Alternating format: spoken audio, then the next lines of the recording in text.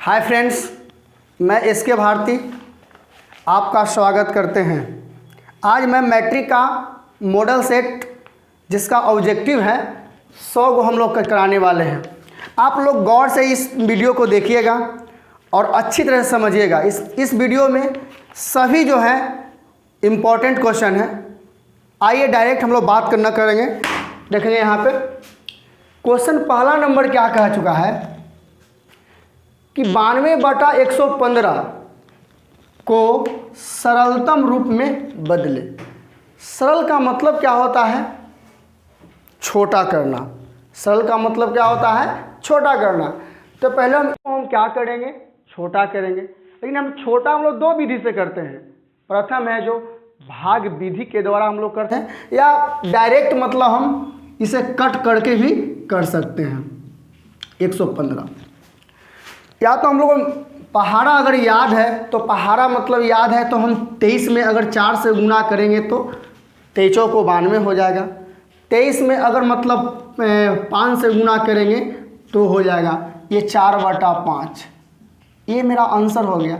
लेकिन ये तो छोटा नंबर है तो ना, मान लिया कि बड़ा नंबर रहेगा तो सपोज अगर मान लिया कि यहाँ पर बड़ा बड़ा रहेगा तो नंबर रहेगा, तो उस स्थिति में हम लोग क्या करते हैं, माने बड़ा इसको हम क्या करते हैं, सबसे पहले महत्तम समापवर्तक निकाल लेते हैं। जैसे में 115 है, 115 में हम क्या करते हैं 92 से हम क्या करते हैं भाग देते हैं। भाग देने के बाद एक यहाँ पर 92, यहाँ पर 3 हो गया और यहाँ पर कितना हो जाएगा 2 और यहाँ पे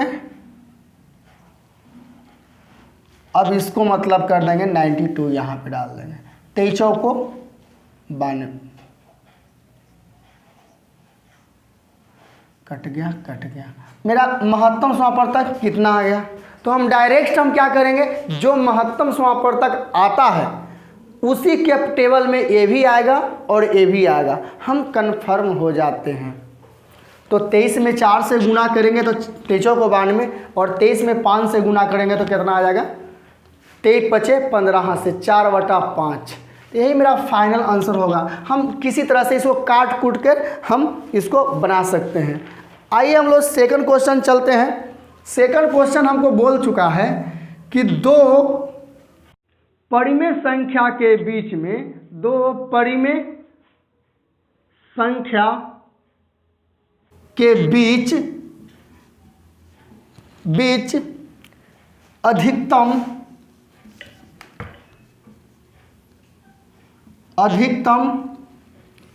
कितनी परिमेय संख्या हो सकती है?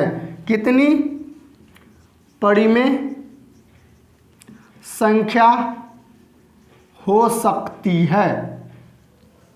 तो आंसर में डायरेक्ट मारेंगे कितना हो सकता है। तो दो परिमेय संख्या के बीच में, यहाँ परिमेय रहे चाहे अपरिमेय रहे, दोनों स्थिति में हम लोग अनंत आंसर मारना है। दोनों स्थिति में क्या मारना है? अनंत मारना है। चाहे यहाँ पे परिमेय संख्या हो चाहे अपरिमेय संख्या हो, दोनों स्थिति में हमको क्या मारना है? अनंत मारना है। दूसरा मैथ भी खत्म हो गया। आते हैं हम लोग तीसरा मैथ में।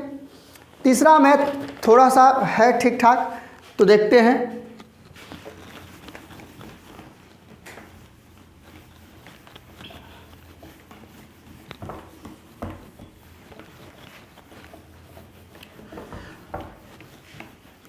देखो तीसरा नंबर क्वेश्चन 4 को ऑप्शन दे दिया है। बोल रहा है कि अशांत कौन है? अशांत यही बोल रहा है ना? नहीं, शांत बोल रहा है। शांत कौन है? 4 को ऑप्शन दे दिया गया है। ए में दे दिया गया है 7/88, बी में दे दिया गया है 13/210 और सी में दे दिया गया है 15/1600 और डी में दे दिया गया है 17/110। आइए देखते हैं सी में शांत है, अशांत कौन है। तो दिमाग में दौड़ाइएगा। शांत के लिए हम सॉल्यूशन, शांत के लिए फॉर्मूला हम क्या लिखवाए थे? P/2 के पावर m गुने 5 के पावर n। इसका मतलब ये है कि नीचे वाला को फैक्टर करने के बाद 2 और 5 आना चाहिए तो शांत कहलाएगा, और नहीं तो अशांत हो जाएगा। अगर सिर्फ दो भी आए तब पर भी शांत होगा, सिर्फ 5 भी आए तब पर भी शांत हो जाएगा। तो आते हैं पहला ऑप्शन। पहला नीचे वाला को हम देखते हैं, ऊपर वाला को छोड़ते हैं। तो पहला क्या है 88। 88 में 11 गुने 8 आता है, तो 11 तो पहले ही आ गया, तो इसमें कोई दोनों में 11 नहीं है, इसलिए यहीं पर ये खत्म हो गया। अब आते हैं 210। 210 में 7 से भागा देते हैं सपोज, तो 7 गुने 30 हो जाता है, तो हमको ये 7 है, तो 2 और 5 में 7 नहीं ना, हमको 7 एक्स्ट्रा आ गया। हमको 2 और 5 खाली लाना है। क्या लाना है? 2 और 5 लाना है। ठीक है, ये 7 आ गया तो ये भी खत्म हो गया। अब आते हैं सी नंबर। सी में 1600 है, तो 1600 को हम क्या कर देते हैं? तो 1600 को हम करेंगे 16 गुने 100 कर देते हैं। चलो सही है। अब ये 2 के पावर 16 का मतलब क्या होता है? तो देखो, तो 2 गुने 2, 2 दूना 4, 4 दूना 8, 8 दूना 16, और यहाँ पर ये तो हो गया 16 वाला। और 25 गुने यहाँ 4, 25 चौको 100। तो आप देख रहे हैं कि 5 और खाली यहाँ इसको भी तोड़ेंगे तो 2 और 2 ही आएगा, और इसको तोड़ेंगे तो 5 और 5 ही आएगा। इस स्थिति में कह सकते हैं कि इसमें सिर्फ 2 और 5 के सिवाय कोई अंक नहीं आया। तो जब 2 और 5 आ रहा है तो हमको शांत समझने के 2 और 5 की आवश्यकता है ही। बात सही है ना?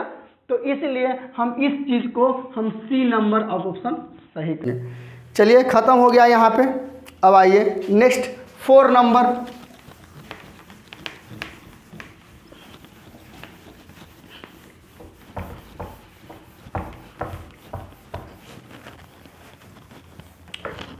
फोर नंबर क्वेश्चन हमसे बोला है कि एक बहुपद है आपके पास, बहुपद दे दिया गया है dy स्क्वायर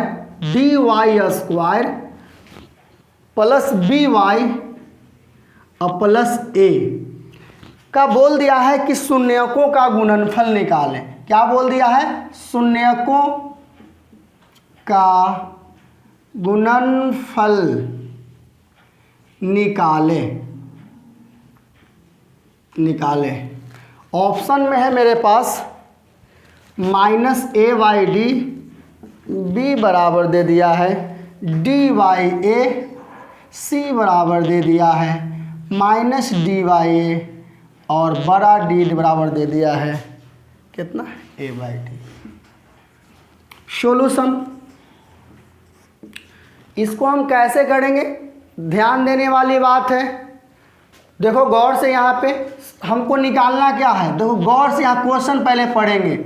शून्यकों का गुणनफल निकालना है। क्या निकालना है? शून्यकों का गुणनफल। तो यहाँ पर देखना है, यहाँ पे लिख देते हैं शून्यकों का गुणनफल। तो शून्यकों का गुणनफल का फॉर्मूला होता है c/a, जो कि आप लोग जानते हैं। शून्यकों का क्या होता है? c/a।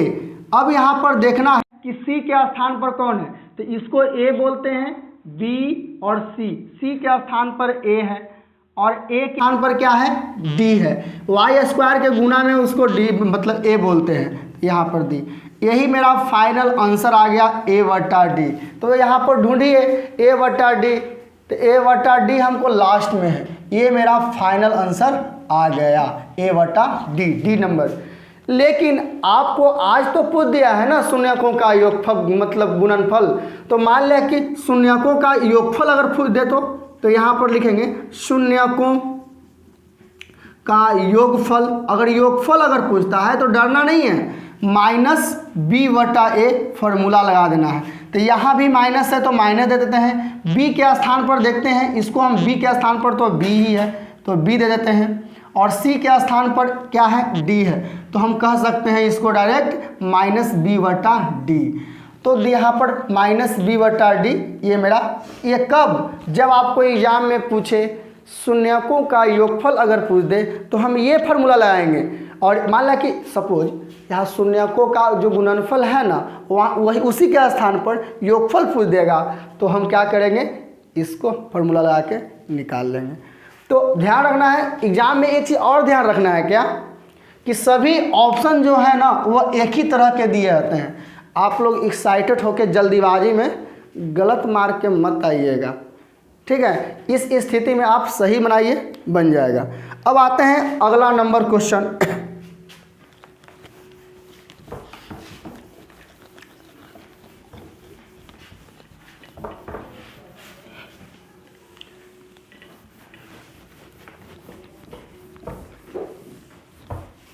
अगला नंबर क्वेश्चन क्या है, क्वेश्चन नंबर 5।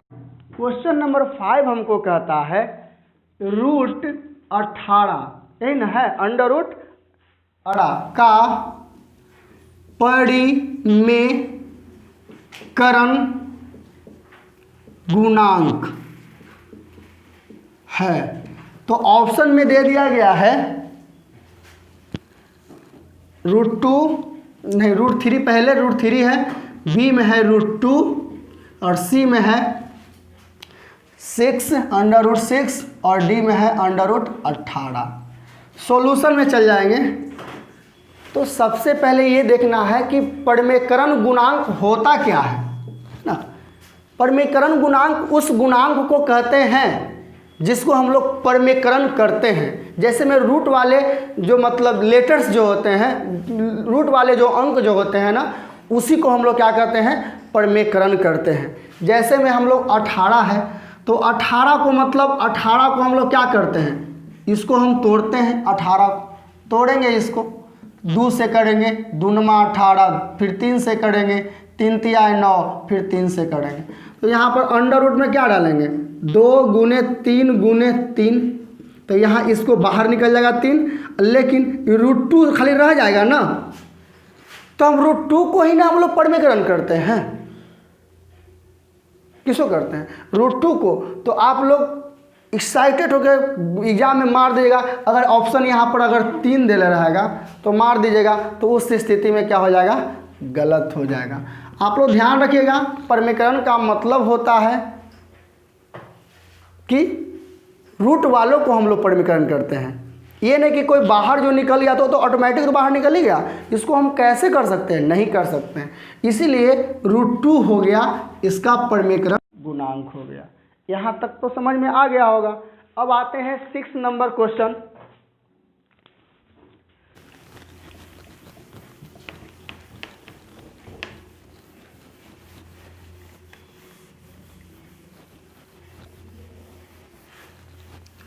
देखिए 6 नंबर क्वेश्चन क्या है, सबसे छोटी अभाज्य संख्या, अभाज्य संख्या कौन है। ऑप्शन में दे चुका है 3, बी में है बाबू 2 और सी में है 1 और डी में है 0। तो सॉल्यूशन में हमको अगर पूछे कि सबसे छोटी अभाज्य संख्या कौन है, अभाज्य संख्या के स्थान पर रूट संख्या भी अगर यहाँ पर बोल दे, क्या बोल दे, इसको हम लोग प्यार से रूट संख्या भी कहते हैं। रूट संख्या इसका दूसरा नाम है। अभाज्य संख्या का दूसरा नाम क्या है, रूट संख्या। तो अभाज्य संख्या के स्थान पर अगर रूट संख्या भी अगर पूछ दे तो दोनों का मतलब वही होता है। याद रखो, अभाज्य संख्या कहते हैं किसको, तो वैसी संख्या को कहते हैं जो कभी कटवे न करे किसी से। वैसी संख्या जो 1 से कटे और स्वयं से कटे, माने कौन सा, 3। हाँ, तो बताओ प्रथम पूछा कि सबसे छोटी अभाज्य संख्या, तो सबसे छोटी अभाज्य संख्या 2 से ही स्टार्ट होता है। ठीक है, तो ये हो गया आंसर, ये वाला। सबसे छोटी अभाज्य संख्या अगर पूछे तो हम लोग लिखते हैं 2 लिखते हैं, ठीक है ना। सबसे छोटी पूर्ण संख्या अगर पूछ दे, पूछेगा तो कंफर्म हो गया, जब दिया है तो पूछेगा। सबसे छोटी पूर्ण संख्या अगर पूछ दे तो हम लोग जीरो बोल देंगे। पूर्ण संख्या जीरो से ही स्टार्ट होता है। सबसे छोटी अगर प्राकृत संख्या बोल दे तो क्या हो जाएगा? तो सबसे छोटी प्राकृत संख्या माने गिनती की संख्या को क्या कहते हैं? प्राकृत संख्या कहते हैं। तो सबसे छोटी प्राकृत संख्या क्या हो गया? 1 हो गया। अगर पूछ दे सबसे छोटी विषम संख्या पूछ दे, विषम संख्या, तो विषम संख्या भी 1 से ही स्टार्ट होता है। ठीक है, आते हैं सबसे छोटी अगर पूछ दे सम संख्या, तो उस स्थिति में हम लोग 2 करते हैं। इसका मतलब, कहने का मतलब ये होता है कि सबसे छोटी अभाज्य संख्या और सबसे छोटी सम संख्या अगर दोनों अगर पूछ दे तो दोनों का मतलब सेम होता है।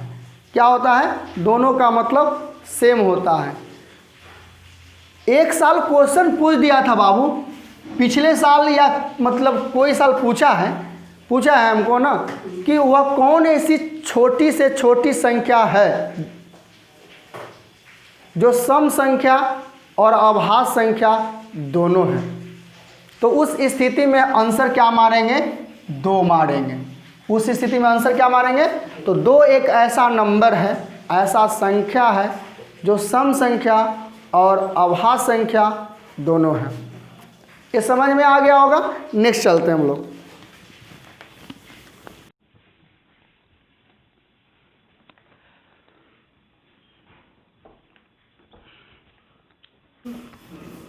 चलते हैं नेक्स्ट क्वेश्चन।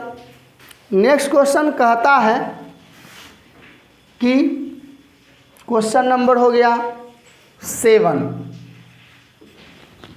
कह रहा है कि a बराबर BQ प्लस R, ये दिया हुआ है। जहाँ a भी, तो ऑप्शन में दिया हुआ है a ग्रेटर देन 0, b में दिया हुआ है R greater than less than 0, और C में दिया हुआ है R लेस देन B, और D में दिया हुआ है नॉन ऑफ दीज। तो सॉल्यूशन में हम कुछ सिखाए थे। क्या सिखाए थे? एक इसका फार्मूला, जहां में क्या सिखाए थे? बोलिए आप लोग।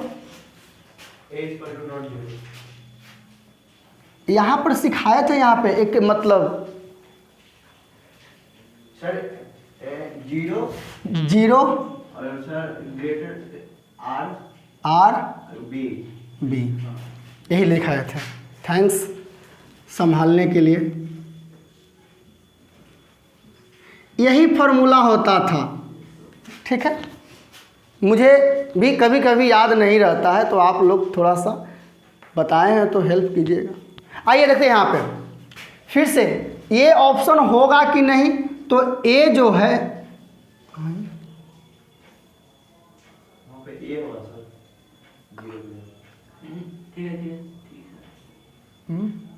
ठीक है। यहाँ पे ऑप्शन, यहाँ पे सॉरी, ऑप्शन में शायद हम कुछ गलती लिख दिए हैं। आर है यहाँ पे, आर वही मैं बोला ग्रेटर देन बी। तो ध्यान रखना है यहाँ पर इस चीज़ से हमको, इसमें हमको देखना है। तो देखिए आर ग्रेटर देन बी है, आर जो है वो ग्रेटर देन, ऐसे रहते चलता ना, तो वाह, तो नहीं, आर मतलब आर लेस देन है ना, तो ये वाला नहीं होगा। अब आते हैं, माने 0 से आर छोटा है, तो 0 से आर जो है 0 बड़ा है ना, तो कहने का मतलब है यहाँ देखिए 0 से बड़ा है यार। तो देखो इवला, देखो फिर से देखिए यहाँ पे कहने का मतलब कि 0, इसका कहने का मतलब कि ऐसे होना चाहिए था। क्या ऐसे है? मतलब ये ये वाला जो पोर्शन है ये 0 की ओर है, नहीं है, फटा हुआ हो रहा है, ये भी नहीं होगा। समझ में आ गया? ये मतलब r लेस देन 0 है, सॉरी, मतलब 0 से मतलब बड़ा है r, तो इस स्थिति में ये नहीं होगा।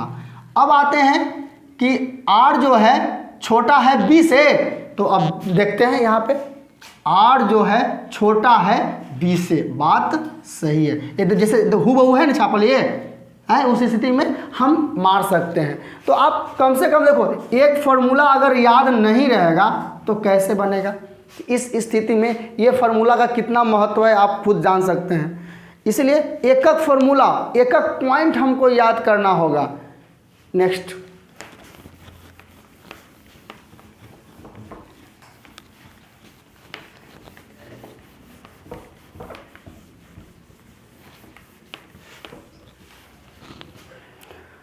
अगला क्वेश्चन है बुआ, कौन सा अपरिमेय संख्या है, नहीं, कौन सा परिमेय संख्या है, कौन सा परिमेय संख्या है। ए में 4 + √3, बी में दे चुका है √7, और सी में √8, और डी में 6√5/5। हमको ध्यान में होता है कि परिमेय संख्या उसे कहते हैं जो p/q के रूप में हो, है ना। परिमेय संख्या किसे कहते हैं, जो p/q के रूप में हो। अपरिमेय संख्या किसे कहते हैं, जो रूट में हो, है ना। जो रूट में हो उसे क्या बोलते हैं, अपरिमेय संख्या। जिसका वर्गमूल ना निकले उसे क्या बोलते हैं, अपरिमेय संख्या। तो ये तो वर्गमूल में ना है, तो ये क्या हो जाएगा, अपरिमेय संख्या। ये क्या हो जाएगा, अपरिमेय संख्या। तो ये वाला तो नहीं होगा। ये भी रूट में है तो ये भी नहीं होगा, ये भी रूट में है तो ये भी नहीं होगा। तब सिंपली सी बात है, ये रूट में है तो ये वाला पार्ट, ये वाला पेंसिल होता है, सिर्फ 6 से ना बचेगा वहाँ पर। और 6 है क्या, 6 परिमेय संख्या है, यहाँ पर लिखेंगे परिमेय संख्या। यही वाला फाइनल आंसर हो गया, कहानी खत्म। अब अगला क्वेश्चन हम लोग देखते हैं, 9 नंबर क्वेश्चन। 9 नंबर क्वेश्चन क्या है, 8। 9 नंबर क्या कर रहा है, x² + 12x + 35 के शून्यक है। यही क्वेश्चन है। पहला ऑप्शन दे चुका है, पहला ऑप्शन क्या दिया हुआ है, दोनों धनात्मक।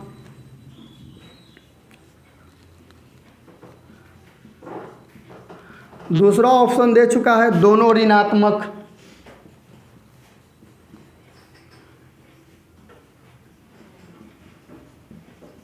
और तीसरा ऑप्शन दे चुका है दोनों बराबर।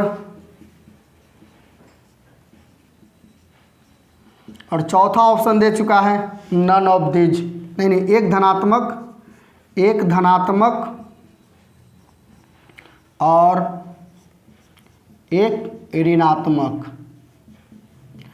देखो बुआ, ये प्रॉब्लम है मेरा, तो इसको हम 2 विधि से हम लोग क्या कर सकते हैं, तोड़ सकते हैं।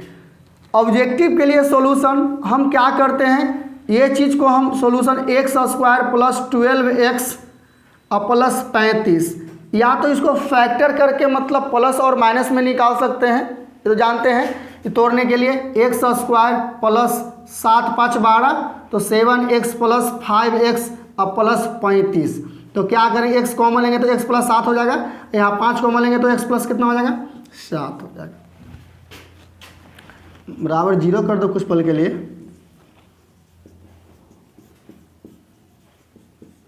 तो देखो, तो ये प्लस, यहाँ पर x + 5 = 0 कर देना है, यहाँ x + 7 = 0 करना है। तो x = -5 और x = -7, दोनों मतलब नेगेटिव में आया। दोनों क्या आया, नेगेटिव में। भाई एग्जाम में अगर इतना ऐसे करेंगे तो मेरा दुनिया ही ख़त्म हो जाएगा, समय ख़त्म हो जाएगा। ऐसे तो ये तो रियल वैल्यू आ गया ना, मतलब कहे कि मतलब कॉन्फिडेंस वाला आ गया। तो दोनों क्या मारते हैं, ऋणात्मक, दोनों माइनस में आंसर आ गया। तो भाई अंशु कुमार, हम ऐसे कैसे कर सकते हैं। तो देखो यहाँ पे सर, इतना करेंगे उतना पर मेरे पास माइंड है नहीं, मेरे पास है वहाँ पर माइंड है। इतना करेंगे तो 1 घंटा समय रहता है, 50 कुछ रहता है। और हम मैट्रिक में पढ़ते हैं ना, तो मैट्रिक में पढ़ते हैं तो मतलब समय का महत्व रहता है। 1 घंटा 50 क्वेश्चन बनाना है, कैसे बनाएंगे, थोड़ा बातें ये है। तो भाई आइए देखते हैं, अगर डायरेक्ट बनाने के लिए x square plus 12x plus 35 है ना, हमको क्या कर रहा है कि इसका जो वैल्यू जो आएगा, इसका जो आंसर जो आएगा वह धनात्मक आएगा कि ऋणात्मक आएगा। तो हम बताते हैं। तो ये वो पॉजिटिव है ना तो नेगेटिव कर देंगे, ये पॉजिटिव है ना तो नेगेटिव कर देंगे, आंसर खत्म। दोनों क्या आया? नेगेटिव, तो दोनों नेगेटिव है ना। सर सौरभ हमसे पूछा कि सर ऐसा क्वेश्चन रहेगा तो क्या बोलेंगे, क्या हम बोलेंगे बताइए। तो भाई कुछ नहीं, साइन को क्या करना है? चेंज करना। माइनस है तो प्लस करना है और प्लस है तो माइनस, तो आंसर हो गया। क्या हो गया सर? एक आएगा, एक पॉजिटिव एंड और एक आएगा नेगेटिव आएगा, माने एक पॉजिटिव और एक नेगेटिव। फिर किसी ने क्वेश्चन पूछा कि सर इस तरह से रहेगा तो क्या कीजिएगा, इस तरह से क्या कीजिएगा? तो बस इसको क्या कर देंगे? पॉजिटिव, और इसको क्या कर देंगे? पॉजिटिव। इस स्थिति से मतलब हम किसी का अगर मतलब साइन पता करना होता है तो कर सकते हैं, फ्री है। नहीं तो अपना ये ब्रह्मास्त्र है, इसको लगाइए, डायरेक्ट बनाइए। नहीं तो अगर याद न मतलब ये वाला बता दिए किस स्थिति में, जब आपके पास 30 सेकंड से भी कम समय हो तो भाई सिर्फ यहाँ पर साइन चेंज करके आप बना सकते हैं। ठीक है, चलते हैं नेक्स्ट क्वेश्चन।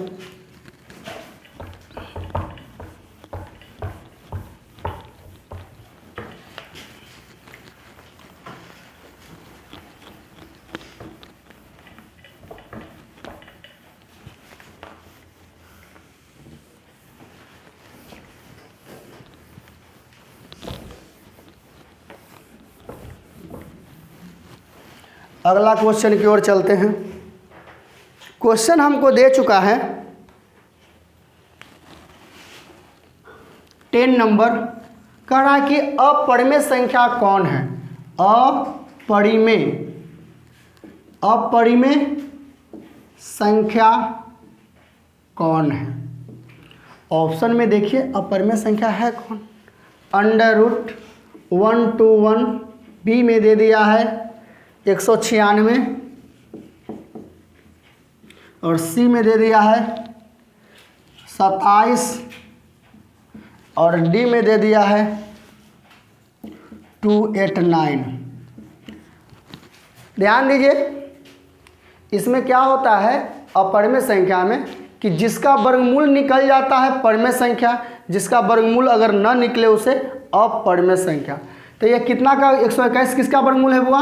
121 जो है किसका वर्गमूल है? 11 का है। 196 कितना है? शायद 14 का होगा, शायद, है ना। और 27 बुआ किसी का नहीं है वर्गमूल, ठीक है, किसी का वर्गमूल नहीं है। तो जिसका वर्गमूल अगर पूरा अगर नहीं निकलता है तो हम क्या उसको क्या बोलते हैं? अपरिमेय संख्या। और 289 क्या है सर जी? तो 289 है कितना? 17 का है। ठीक है, तो सिर्फ इसी का वर्गमूल नहीं निकला, ये मतलब क्यूब है किसी का, 3 का क्यूब है, तो क्यूब ये क्या हो गया? अपरिमेय संख्या हो गया। चलिए अगला क्वेश्चन।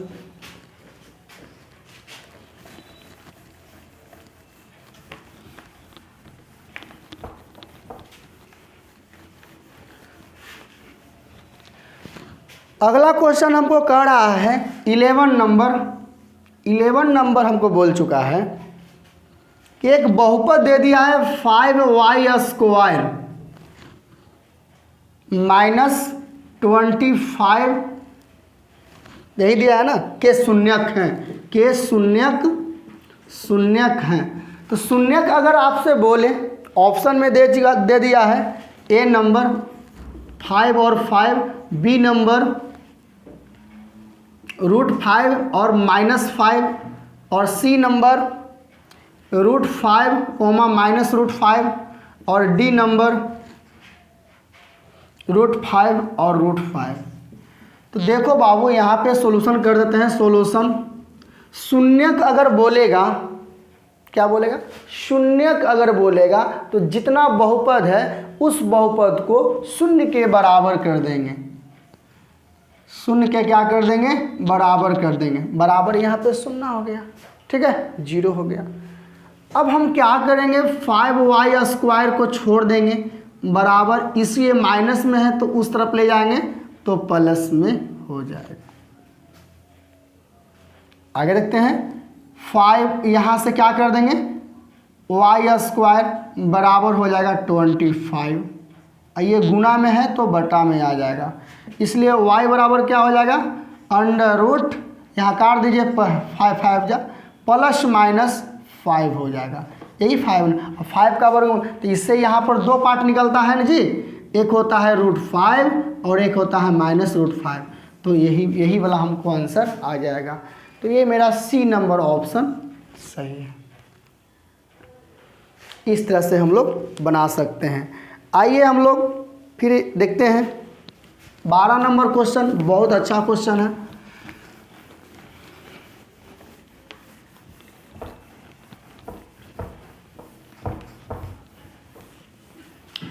बारह नंबर क्वेश्चन हमको बोला है, हमको कि एक द्विघात बहुपद के शून्यक का योग दिया हुआ है और गुणनफल दिया हुआ है। कह रहा है कि 12 नंबर क्वेश्चन, शून्यक का योगफल मतलब अल्फा प्लस बीटा बराबर दिया हुआ है 3 और शून्यकों का गुणनफल बराबर दिया हुआ है -40। तो कह रहा है कि बहुपद ज्ञात करें। बहुपद ज्ञात करने का फॉर्मूला हमको बताएं हैं आप लोग को।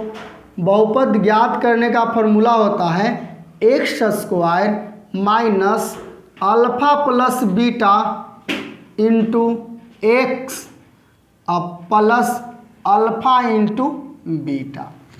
बहुपद का फॉर्मूला तो यही होता है, ठीक है। इस स्थिति में हम x² माइनस, देखो यहाँ पे अल्फा प्लस बीटा के जगह पर 3 है तो 3x लिखेंगे, अब प्लस अल्फा इंटू बीटा के जगह पर -40 है, बस खत्म।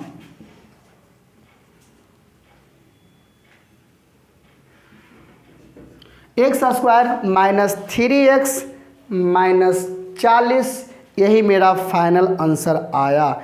ए नंबर ऑप्शन है आपका, यही आपका आंसर है।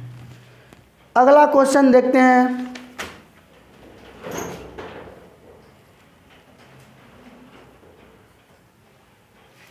देखिए अब 13 नंबर क्वेश्चन बोल चुका है कि युग्म समीकरण x + 2y = 4 और 2x + 4y = 8, ये मेरा समीकरण दे चुका है। इस समीकरण में हमको बताना है कि इस समीकरण का कितना हल होगा। तो सबसे पहले हम क्या करते हैं, दोनों समीकरण को लिख लेते हैं।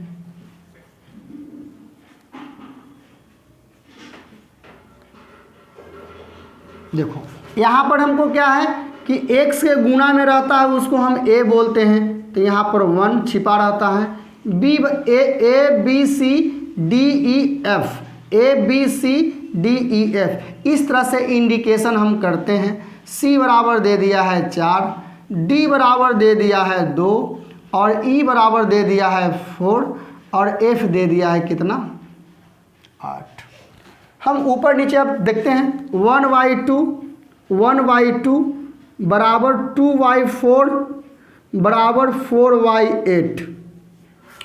इसको काटम कुटम करते हैं, 2 बार में कट गया, ये भी 2 बार। मेरा क्या मिला, 1/2 बराबर 1/2 बराबर 1/2। इसका कहने का मतलब है कि a/d बराबर b/e बराबर c/f। तीनों अगर बराबर आता है तो हम कौन सा समीकरण युग्म बोलते हैं, आश्रित बोलते हैं। ये हुआ आश्रित समीकरण। आश्रित समीकरण, तो आश्रित समीकरण का हल होता है अनगिनत हल होता है। आश्रित समीकरण का क्या होता है हल, अनगिनत। चलिए अनगिनत होता है, तो यहाँ पर डी नंबर ऑप्शन सही है। और कुछ पल के लिए जान जाइए, अगर नोट्स के रूप में कहने का मतलब कि a/d बराबर b/b not equal a/b not equal to b/c, अगर इस रूप में आ जाए तो लिखेंगे एक और केवल एक हल, एक और केवल एक हल, इसको इस किससे का है, तो यह है मतलब अविरोधी समीकरण का, अविरोधी समीकरण का। अगर यही आ जाए a बाई डी बराबर b by E not equal to c by F, तो इसका कोई हल नहीं है, इसका कोई हल नहीं है। यह है विरोधी का, विरोधी समीकरण कहते ही हैं जिसका कोई हल नहीं है। एक लास्ट आता है आपका a बाई डी बराबर b बाई ई बराबर c बाई एफ, यह होता है अनगिनत हल। यह होता है आश्रित समीकरण का। अगर कुछ भी आपको एग्जाम में आ जाए तो तीनों को अप्लाई कर दीजिए। अगर ये आए तो इसका अप्लाई कीजिएगा, अगर मतलब इस तरह से आ जाए तो अप्लाई करके हम बना सकते हैं। आइए next question.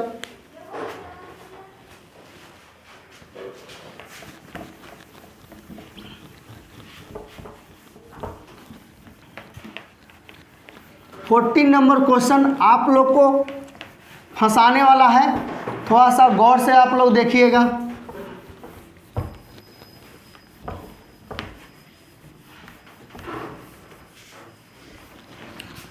Fourteen number question बोल दिया है कि एक बहुपद दे दिया गया है, यदि बहुपद ए एक्स स्क्वायर, नहीं सिर्फ एक्स स्क्वायर प्लस ए एक्स माइनस बी के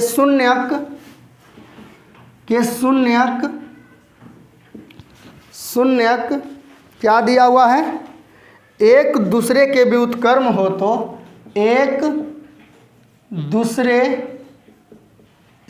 को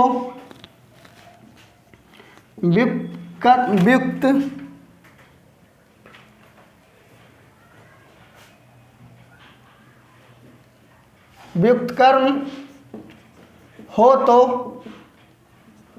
क्या निकालना है, b का मान ज्ञात करें। b बराबर व्हाट, मैंने b का मान ज्ञात करना है। हमको मेन फोकस जाना है व्युत्क्रम पर। व्युत्क्रम का मतलब होता है उल्टा। अगर आपको एक सॉल्यूशन पहले बना देते हैं उसके बाद समझाते हैं। पहले एक एक्स स्क्वायर प्लस ए एक्स माइनस बी, यही मतलब क्वेश्चन कर रहा है कि शून्यक जिसका इसका जो आंसर जो है वह कैसे है, एक दूसरे के व्युत्क्रम है।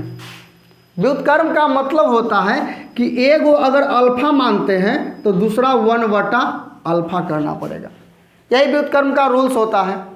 एक अगर अल्फा है तो दूसरा क्या है, 1/अल्फा मान सकते हैं। तो हम यहाँ से हमको दो फार्मूला आएंगे, एक होगा अल्फा प्लस बीटा वाला फार्मूला और एक होता है अल्फा इंटू बीटा। और तो हम अल्फा इंटू बीटा के फार्मूला क्या होता है, अल्फा इंटू बीटा बराबर फार्मूला होता है c/a। ये कहाँ से लाए, अल्फा इंटू बीटा बराबर फार्मूला होता है c/a। इस फार्मूला से इसको हम तो a इंटू 1/a है और c के स्थान पर a b c के स्थान पर माइनस b है और a के स्थान पर तो कुछ भी नहीं है तो 1 हो जाएगा। ये वाला और ये वाला पार्ट कैंसिल, तो इसको इधर और इसको उधर फेंक दीजिए तो b बराबर हो जाएगा -1। यही मेरा फाइनल आंसर हो गया।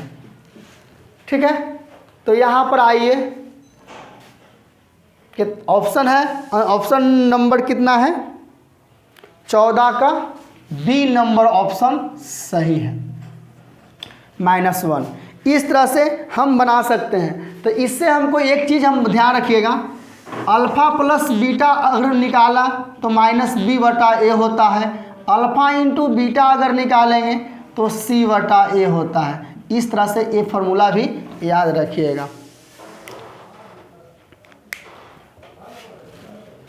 15 नंबर क्वेश्चन है,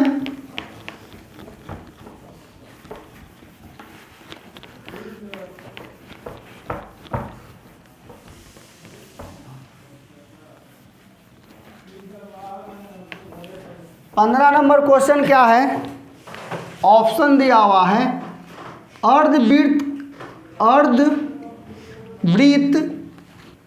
का कोण होता है, का कोण होता है। तो आंसर होता है कि अर्धवृत्त के जो कोण जो होते हैं वह समकोण होते हैं। क्या होते हैं? समकोण होते हैं। और समकोण बराबर तो पता है ही 90 डिग्री। अर्धवृत्त का कोण क्या होते हैं? समकोण होते हैं। और समकोण का मतलब वैसा कोण, समकोण मतलब 90 होता है। ऑप्शन नंबर सी हो गया आपका आंसर। 16 नंबर आते हैं बाबू। 16 नंबर क्या कह रहा है कि ax² plus bx plus c बराबर 0 दे दिया गया। और कह रहा है कि वास्तविक मूल नहीं होंगे। तो कह रहा है कि वास्तविक मूल नहीं होंगे, वास्तविक मूल नहीं होंगे। तो बताओ यहाँ पे ऑप्शन यहाँ पर मेन मायने रखता है, मेन ऑप्शन पर ही डिपेंड करता है। b² minus 4ac greater than 0। फिर बी में ऑप्शन दे ले बाबू, वह दिया हुआ है b² not equal to 4ac और सी में ऑप्शन दे दिया गया है b² माइनस 4ac बराबर 0। डी में दे दिया है b² minus 4ac less than 0। आप थोड़ा ध्यान देने वाली बात यह है, क्वेश्चन क्या कर रहा है? देखो क्वेश्चन कर रहा है मूल वास्तविक नहीं होंगे। तो मूल वास्तविक किसका नहीं होता है? सॉल्यूशन में मूल वास्तविक किसका नहीं होता है? जब जो डी का वैल्यू निकालते हैं वह निकालने के बाद अगर माइनस में आ जाता है तो वास्तविक नहीं होंगे, मतलब डी लेस देन 0। तो हमको डी के फॉर्म में आंसर नहीं पूछा है, हमसे पूछा है कि इसका मान क्या होता है डी बराबर, तो b² minus 4ac less than 0। बस खत्म हो गया। कौन है ऑप्शन? यही होगा, डी नंबर ऑप्शन सही है। तो इससे हमको क्या क्या चीज़ सीखने के मिला? पहला मिला फर्स्ट, यदि नहीं पहला जाने डी बराबर फार्मूला होता है b² माइनस 4ac, एक चीज़ सीखें। दूसरा चीज़ सीखें डी बराबर अगर मतलब डी ग्रेटर देन 0, मतलब डी का वैल्यू अगर पॉजिटिव में आ जाए। ग्रेटर का मतलब क्या होता है? 0 से बड़ा। 0 से बड़ा का मतलब कि पॉजिटिव में आ जाए, प्लस में आ जाए, डी निकाले प्लस में आंसर आ जाए। तो लिखेंगे मूल वास्तविक और असमान होंगे, असमान होंगे। अगर यही अगर रहे डी बराबर 0, बराबर 0, बराबर का मतलब होता है समान, वास्तविक और समान, वास्तविक और समान। मूल क्या हो जाएंगे इसके? वास्तविक और समान। एक लास्ट क्या होता है? डी लेस देन 0, माने हम डी निकाले ना और डी का वैल्यू अगर माइनस में आ जाए, उस स्थिति में क्या कर देंगे? मूल वास्तविक नहीं होंगे। इस तरह से ये फैक्ट है, ये नोट्स टाइप का है। इसमें से कोई भी क्वेश्चन एग्जाम में पूछ चुका है। आज ये पूछा है